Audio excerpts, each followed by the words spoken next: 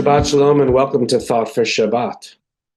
This year our theme has been broaden our blessings.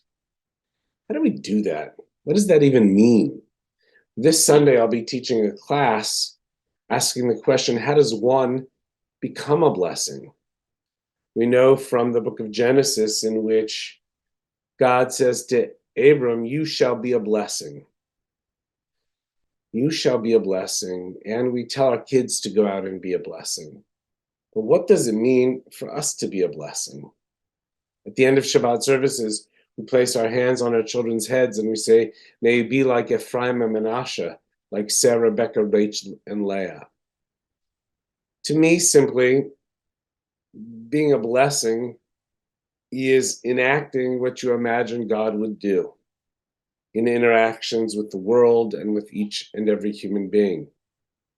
That is to suggest that if we are created in God's image, how do we bring that image forth in order to positively influence our lives and the lives of those around us?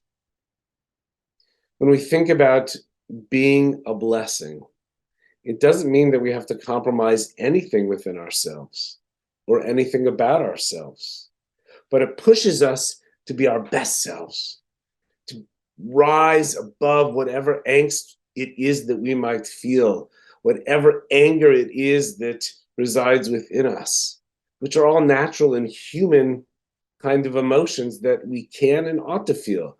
But then how we respond, even though we have anxiety, how we respond, even though we have anger in us, is whether or not we will be a blessing. Think about it. You have a disagreement with somebody and you can yell and scream at them, which isn't very blessing-like.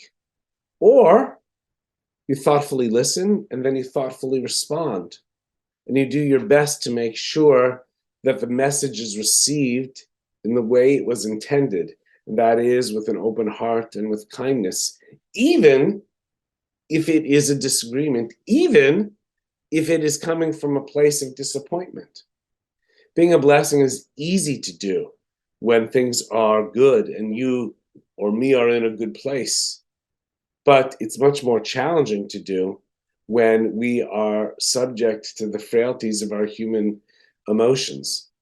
And so we're going to explore all that this Sunday morning at 10:30. I hope you'll join us, because broadening your blessings is about thinking beyond just that which we see and considering other angles, other positions, other ways of viewing our interactions with ourselves, with each other, and ultimately with our God. Please join us tonight at 7 o'clock for Shabbat services. We'll look forward to seeing you there. Take care, be well, and have a great weekend. Bye-bye.